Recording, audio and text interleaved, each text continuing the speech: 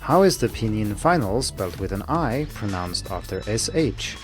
How is the initial spelled with a Z pronounced compared to Z in English? And is Pinyin a good transcription system for learning pronunciation?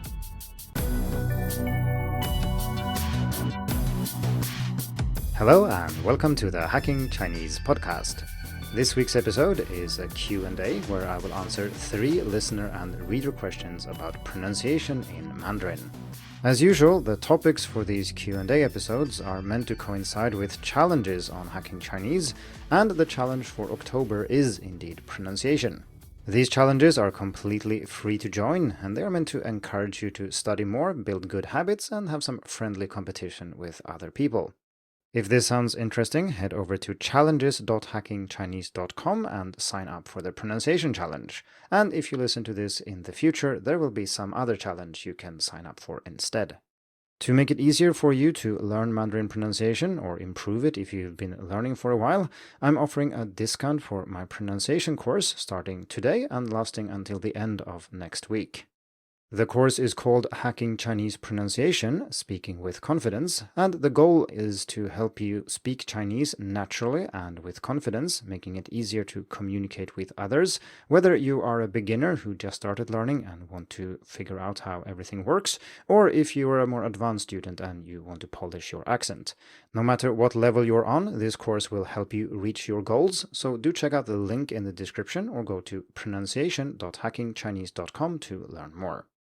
While we're on the topic of courses, I'm still developing my new course, The Fluent Listener, which focuses on listening comprehension and will enable you to navigate spoken Mandarin like a fish in water. I'm getting closer to being able to offer an early access version, so if you're interested in that, make sure you go to the link in the description and sign up to the waiting list. Okay, so with those announcements out of the way, let's answer the 3 questions about Mandarin pronunciation that I'm focusing on today. As I said in the introduction, the first question is about the final spelled with an I that comes after SH, so for example in shi. The second question is about the initial spelled with a Z and how that is different from Z in English.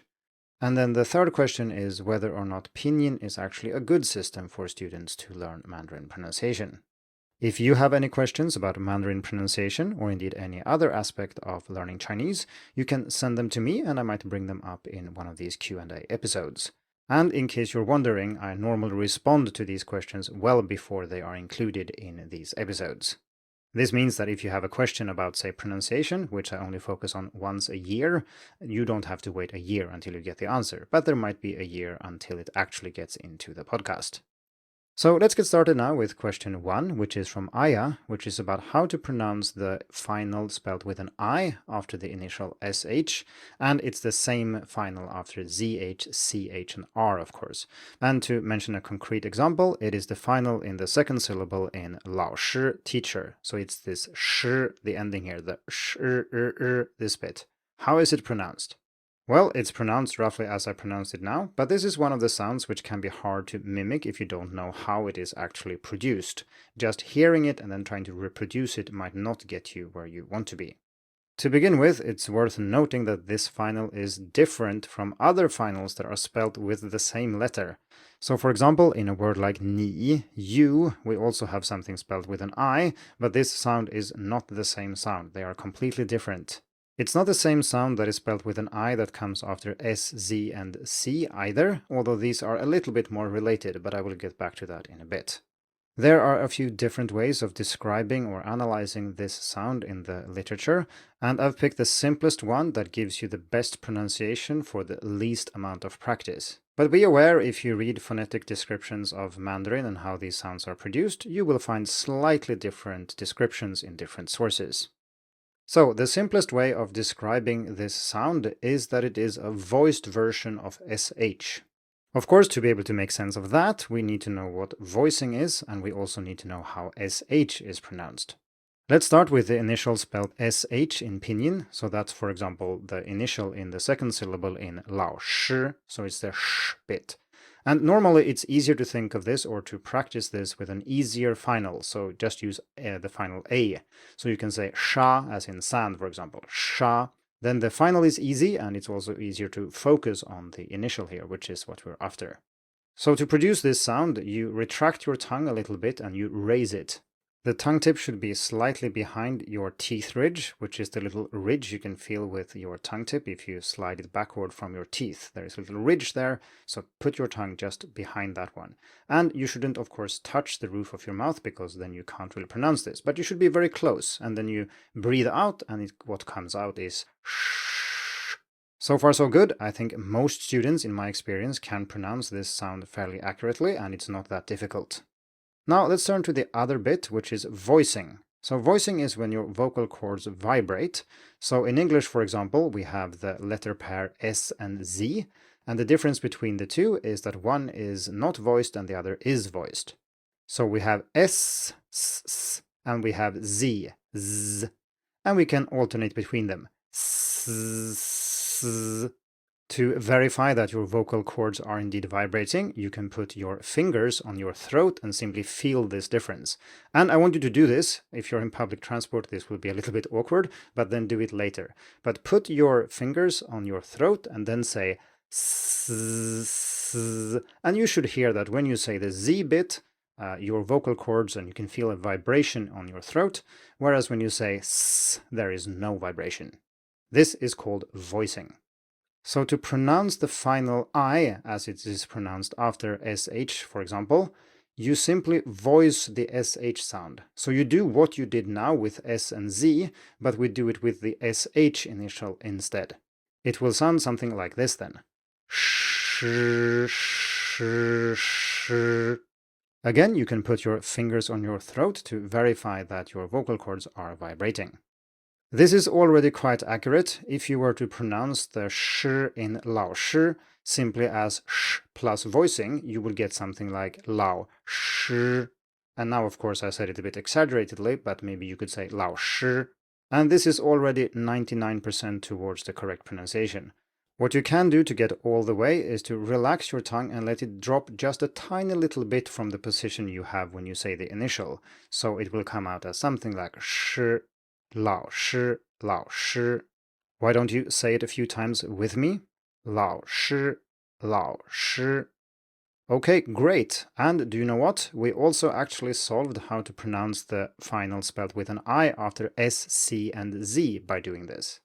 If you want to pronounce a word like 公司, company, which has this SI, S at the end, it's actually what we did before with the SZ example when I explained voicing. S, S, S, 公司, 公司. And here you also want to relax your tongue a little bit and drop it just a tiny fraction to get away from having it too close to the roof of your mouth, and then you will get something like 公司, 公司. If you think that this was too quick, you can always re-listen to this episode, but in my pronunciation course I go through this in more detail with video support and so on, and it will be much easier to follow what I'm doing. And this is an essential part of the course, making sure you can nail every single sound and tone, but then of course I also talk about how to learn these things. This brings us to question 2, which is about the Pinyin Z versus Z in English. And this is a question from Brett, who wants to know how they are actually different from each other. This is a good example of how sounds in different languages can interfere with each other, because English speakers who learn Chinese often have this problem that Brett is asking about, and speakers of Chinese sometimes also have this problem when they pronounce English, but of course in reverse then. The problem here is that Z, while it uses the same letter in Pinyin and English, are not the same sounds, and they are not even the same type of sound. If you want to learn more about potentially confusing cases in Pinyin where things appear to be pronounced in one way, whereas they are in fact not, you can check out episode 76, a guide to Pinyin traps and pitfalls. Okay, back to the question at hand. So we know how Z is pronounced in English. I just talked about S and Z and how they are different only because one has vibrating vocal cords, whereas the other one does not. So it's S versus Z, S, Z, S, Z. But this is then not the difference between S and Z in Pinyin then, because Z is a different type of sound. It is what's called an affricate in phonetics, and that's just a fancy word to say that it is a combination between a stop and a friction sound, or a hissing sound. The stop can be thought of as a soft T, and the hissing sound is just an S. So essentially you can think of Z in Pinyin as being pronounced as T plus S. This is a bit tricky to say and hear if it's said without any vowel afterwards, so I'm going to say a word like early, 早, 早. So if you listen carefully, you should hear that there's a little stop. I let air pressure build up at the beginning and then release it, and as I release it, I say an S. 早, 早, 早. I'm exaggerating it a little bit here, but that is essentially what's going on. Note that there is no voicing here. Well, if you say 早, you will have a voicing when you come to the vowel, because these vowels are obviously voiced, but the start here, the Z bit, is not voiced in Chinese. If you pronounce this correctly then, it will be 早, but if you pronounce it with English pronunciation, as it were, it will be 早, or maybe 早if you have the stop but still add voicing. So compare the two, first with an English accent and then with the correct Mandarin pronunciation. 早, 早, 早, 早. When you pronounce this initial, be careful so the puff of air is not too strong. If you, for example, put your hand in front of your mouth and you say 早 and it comes out as 草, then you have actually pronounced Pinyin C instead of Pinyin Z. So this is called aspiration. It is not in the actual question, but just be mindful when you build up for that little stop there, don't release it too forcefully, because then you will get to Pinyin C instead. And of course, if you know this principle, you can also deal with Pinyin ZH and Pinyin J, which are akin to Z in this case. I also mentioned that this can be a problem in reverse for Chinese people learning English. So when you have words with a Z in them in English, they are sometimes pronounced with a stop when some Chinese people speak. Let's take the word zoo as an example, and when some Chinese people speak English, they pronounce this as zoo. They have this little d thing at the beginning, zoo. This does not make this significantly harder to understand, but it does give you an accent. And now you know where it comes from, because that is the way it is pronounced in Mandarin, of course without the voicing too.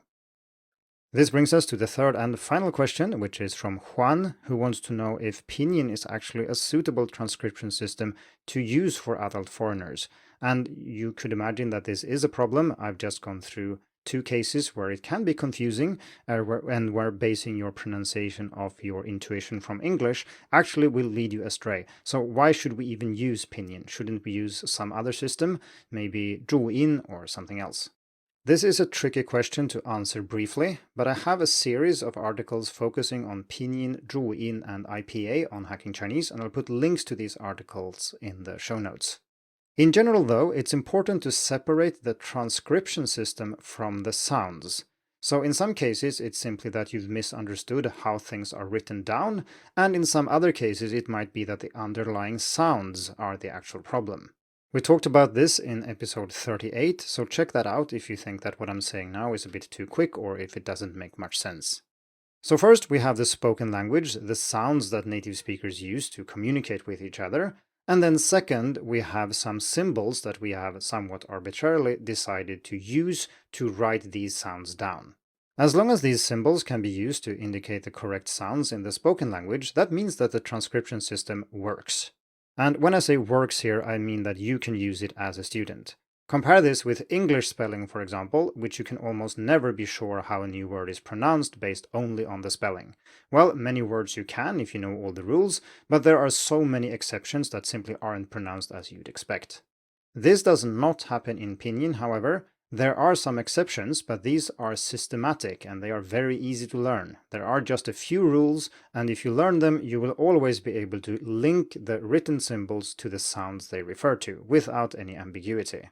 For example, you need to learn the rules when the you should and shouldn't have dots, so you know how to correctly pronounce this or which sound in the spoken language this symbol refers to. But that is as complicated as it gets, and if you compare this with spelling in English, this is a walk in the park. So the answer is that yes, you can use Pinyin as a guide to Mandarin pronunciation. Of course, it's still just a reference to specific sounds. It doesn't really describe these sounds, it's just a label that we have attached to these sounds so you can write them down. It doesn't describe exactly how they are pronounced. So for example, we talked about the Z and we talked about different types of finals spelled with I. And of course, you can't know any of that just by looking at the written symbols Z and I, but they work as references for these sounds, provided that you know the rules. So in other words, the problem here isn't really that Pinyin is bad, it is that students don't learn it properly. This means that if you don't learn the rules and just assume that things are pronounced in a certain way based on the written symbols on the page, you will often be wrong and your pronunciation will probably suffer because of this. As we have seen, if you think that I is pronounced the same way regardless of context, you might pronounce teacher as Lao Shi, but this is clearly wrong. And you might also say Zao instead of Zao. The next logical step here as a student or maybe a teacher is to think, is there another transcription system I can use to avoid these problems that I think students have with Pinyin? And yes, there is. We have Zhuyin, for example, which is used in Taiwan, and that uses unique symbols for all the initials and finals, not letters. This means that you can't just look at these symbols and guess how they are pronounced, because they don't exist in English and so you have nothing to base it off. As we saw, if you guess that Pinyin Z is pronounced like English Z, you will pronounce it incorrectly, but if you see the symbol for this in Zhuyin, you don't have any chance of guessing how this is pronounced, and you have to look it up and listen, which is what you should do. You should not base your pronunciation practice on reading, something I will cover in next week's episode. So it would seem then that Zhuyin or any other system that doesn't use letters would be better because you can't guess. It essentially makes it impossible to be lazy and just assume that Mandarin is pronounced as your native language, because, well, you have these new symbols, so you have to learn them, compared to symbols that look familiar but actually shouldn't be. This, however, mixes together two different things. As I said, we have the transcription system, which is how we write things down, and then we have the sounds. And the vast majority of issues with pronunciation comes from pronouncing the sounds and hearing the sounds themselves. It is not about writing them down. That is in fact quite easy to learn. As I said, there are only a few spelling rules you need to master for Pinyin, and yes, I know that some students still don't do this, and that then their pronunciation will suffer. But the solution to this is to listen more to Chinese and learn the spelling rules. This is very easy. You don't have to use a different transcription system to reap these benefits. You could of course do that, and I think that if we only considered pronunciation as the only factor we cared about, I think using a system like Zhuyin is probably slightly better for learning pronunciation, precisely because students can't cheat, you can't be lazy, you have to listen, and that is what you should do anyway. However, even if pronunciation is what we're talking about here, there are other factors to take into consideration as well. Most learning materials use Pinyin, so knowing that is kind of essential. And when you input characters, you can rely on your skills you have developed with the Latin alphabet in other languages if you type using Pinyin. So matching my typing speed in Zhuyin compared to Pinyin would take a very long time, and it would be for very little benefit. That being said, I think it's great to learn more than one system, because this allows you to break the illusion that there is a one-to-one mapping or that the written symbols are the same as the spoken sounds. I've already said several times that they are different things, but when you see the same sound written down in different ways, this becomes easier to grasp. So at the end of the day, it doesn't really matter what transcription system you use. You can learn excellent Mandarin pronunciation using Pinyin, and you can learn excellent Chinese pronunciation using Zhuyin or some other system. In fact, I think the best system to learn as your second system is not Zhuyin if you know Pinyin or Pinyin if you know Zhuyin, but IPA, the International Phonetic Alphabet. That has the advantage that it can actually show you on the page how things are pronounced. So it's not just a labeling system, it is also more a description of how certain sounds are pronounced. So for example, if we were to look at the Z sound that we talked about earlier in this episode, that is indeed written with a TS in IPA. So you can see that there is a stop and that there is a friction sound. There are two different sounds in that Z, which isn't visible in either Pinyin or Zhuyin, of course. If you want to learn more about these things, including how all the sounds in Mandarin are written in the International Phonetic Alphabet and how that can help you improve your pronunciation, do check out my pronunciation course. As mentioned, I'll put links in the show notes. Thank you for tuning in to the Hacking Chinese podcast. If you like this episode, please share it.